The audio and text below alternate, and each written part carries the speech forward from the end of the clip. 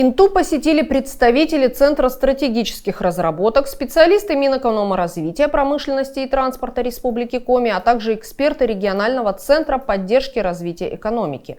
В ходе рабочего визита было проведено несколько совещаний и встреч с руководством округа и предпринимателями города. Развитию моногородов уделяется большое внимание как на федеральном, так и региональном уровнях. Предусмотрены различные меры государственной поддержки, за счет которых в муниципалитетах могут быть реализованы всевозможные проекты, открыты новые производства или модернизированы старые предприятия, а также созданы рабочие места. Ваш город также в рамках этой программы развития моногородов, вы все уже про нее знаете, но в этом году особый фокус внимания уделен ровно тем городам, которые демонстрируют не самую лучшую социально-экономическую динамику.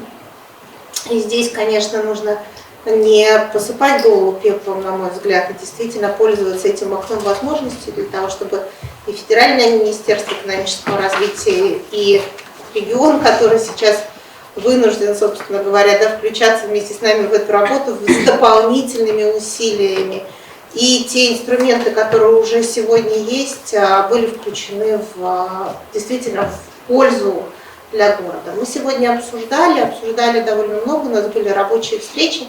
Речь идет о том, что в ближайшее время нам необходимо сформировать дорожную карту развития города, заложив туда, может быть, такие определенные вехи развития города и посмотреть на, прежде всего, финансовую поддержку, которую можно оказать как бизнесу, собственно говоря, который здесь работает, реализует свои предпринимательские инициативы, так и непосредственно каждому жителю направленные реализовать мероприятия, направленные на повышение качества жизни в моногороде.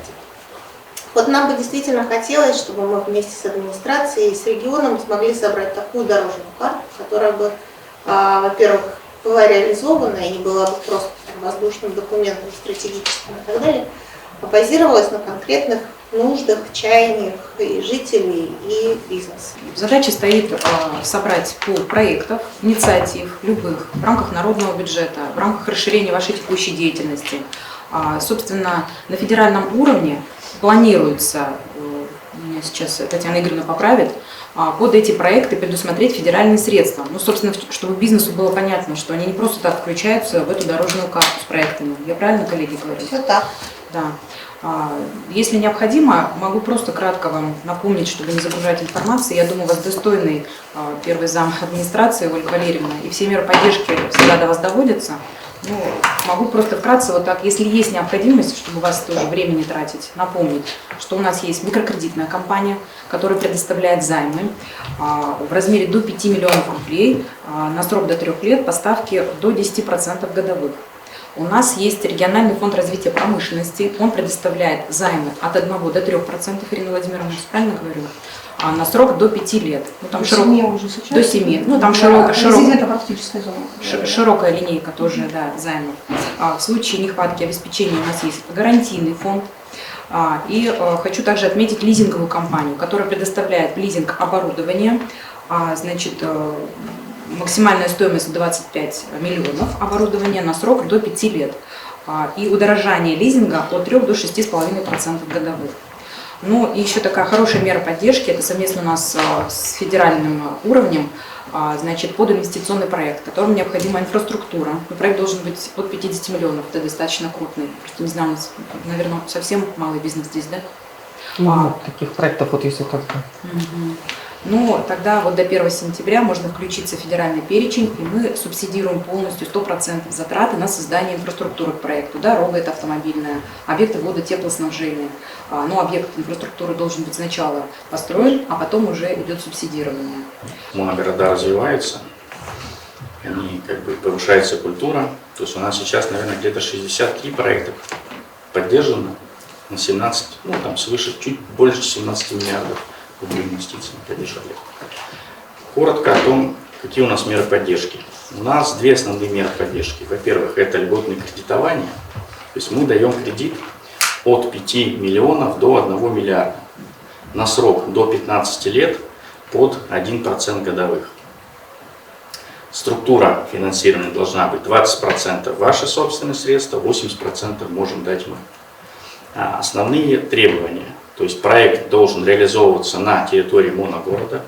Проект не должен быть связан с деятельностью градообразующего предприятия. И средства, которые мы даем, вы можете тратить только на капитальные вложения. У нас есть ограничения, это мы не финансируем розничную оптовую торговлю и не финансируем производство подакцизных товаров. Все остальное, то есть это строительство каких-то зданий, сооружений, покупка оборудования, покупка техники, все это мы можем финансировать.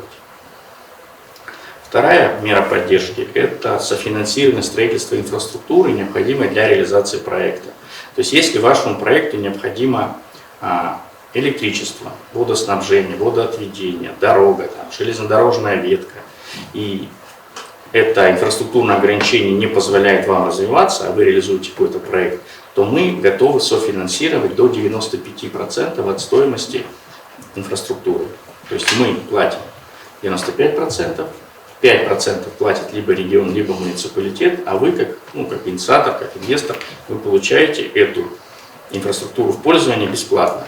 То есть эта инфраструктура, она будет не ваша, она будет муниципальная, либо региональная, но вы в полной мере можете ей пользоваться.